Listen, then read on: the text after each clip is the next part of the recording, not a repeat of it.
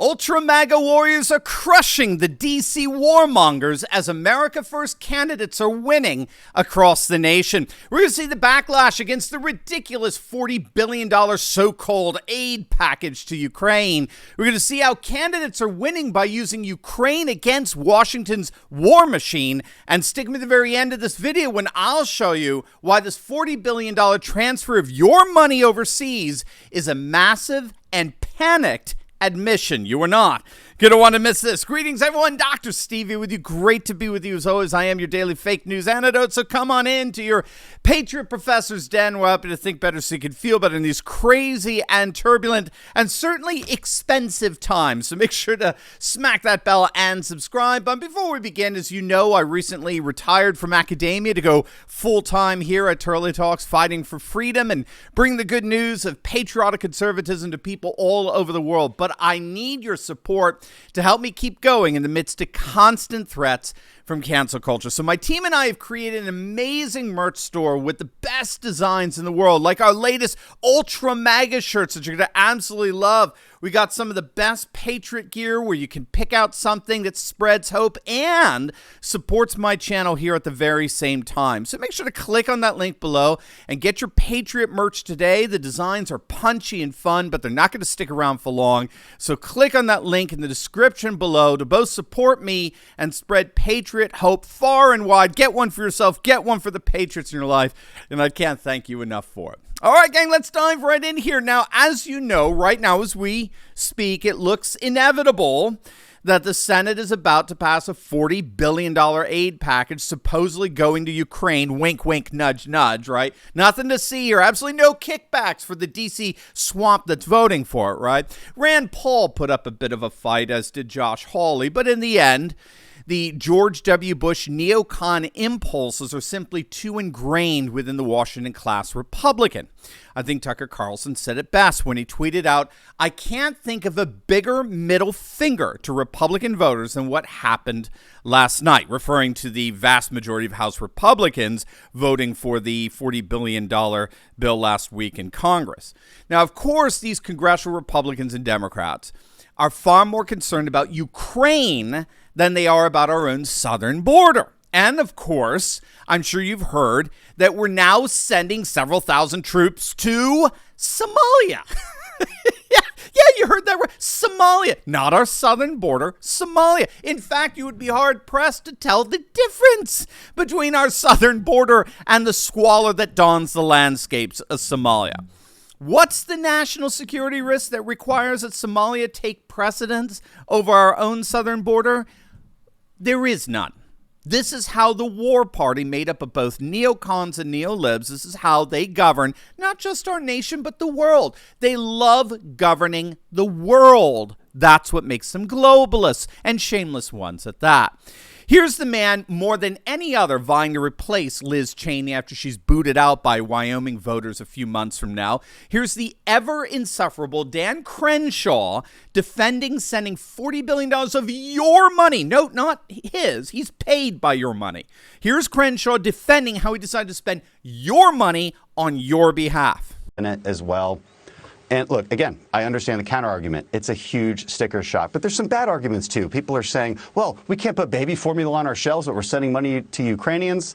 And my response to that is, you know how much baby formula you can buy with $40 billion? None.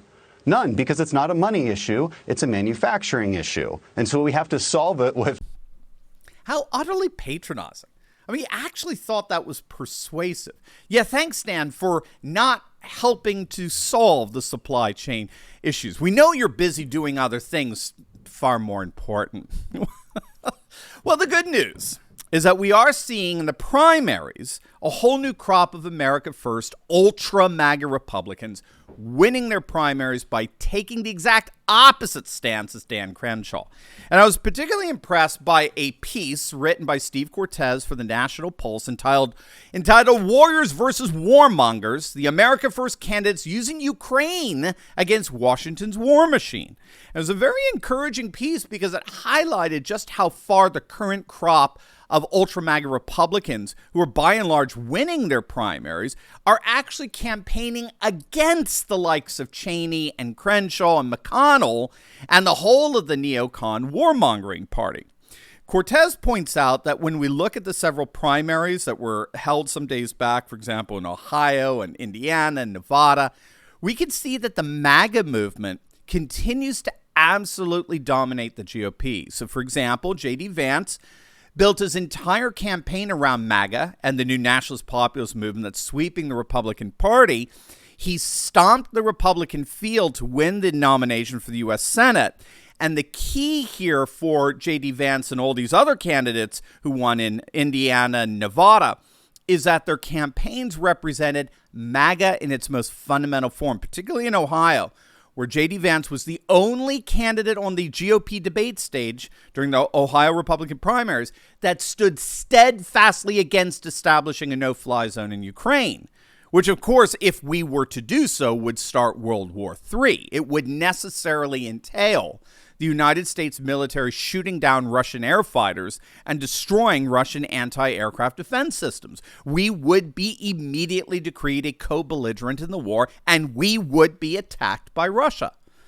This is as insane as it gets when it comes to our political class, and every single candidate for the Republican nominee for Senate in Ohio endorsed that insanity except Vance. Vance actually wrote an op-ed entitled, "I'll be damned if Ukraine is prioritized over the tsunami of illegal migrants crossing our southern border." That, my friends, is the MAGA movement. That's the movement that Steve Cortez points out has been winning and winning quite impressively in the primaries. Now, I'm seeing it here in my own backyard, as it were, in Pennsylvania, where today Kathy Barnett is absolutely surging into a tie with Dr. Oz for first place. I mean, she's been outspent astronomically. But one of the issues that she remains absolutely steadfast on is that were she in the Senate, she would vote a solid no on the Ukraine bill. There's no justification on the planet for us to be sending that kind of money to Ukraine. And that is why she's surging. And so the question is, why are they spending so much money? Could it be that the dolts in D.C., the warmongering Democrats and Republicans, both believe that there's going to be such a populist uprising in November like we've never seen, and that their last chance at spending this kind of insane amount of money on a fool's errand is here and now? You see, ironically, it's precisely this kind of spending bill that's fostering the populist revolt in the first place. And that's because scholars have identified one of the most powerful dynamics propelling populism right now is a massive divide between the people and the permanent political class. And at the heart of this divide is the notion that the political class no longer represents the concerns of the vast majority of the citizens. British scholar Matthew Goodwin cites studies that found that between Lyndon Johnson in 1964 and Barack Obama in 2012, the percentage of people who felt that government was being run for the benefit of all slumped from 64% to just 19%, while the percentage who suspected it was being run for just a few big interests soared from 27% in the 1960s to 79% today. It's an astonishingly stark shift in attitudes towards the political class. In their book on the Tea Party movement entitled Mad as Hell, published back in 2010 by political pollster Scott Rasmussen and Doug Schoen, they found substantial data that showed that there was, in fact, a major paradigm shift taking place among the American electorate, where the old political divides, like between left versus right or liberal versus conservative, were dying away. And a new political divide between the people versus the political class, the ruled versus the rulers, right? That was the new political divide that was opening up and redefining politics. And we could see that that divide continues to manifest itself in these primaries, where Ultra-Maga candidates are flourishing and the old neocon globalist candidates are struggling, even though they're spending millions upon millions of dollars. So we'll see how things develop here today, but I do think a plausible case could be made that this astronomical $40 billion price tag is itself an admission that the days of these globalist gifts to international slush funds that make our political class rich are indeed coming to a decisive end. Now, before we go, you'll definitely want to check out my latest video I just uploaded on my interview with Kathy Barnett. You're not going to want to miss it. You'll see why, exactly why she's surging. So make sure to click on that link, and I'll see you over there. God bless.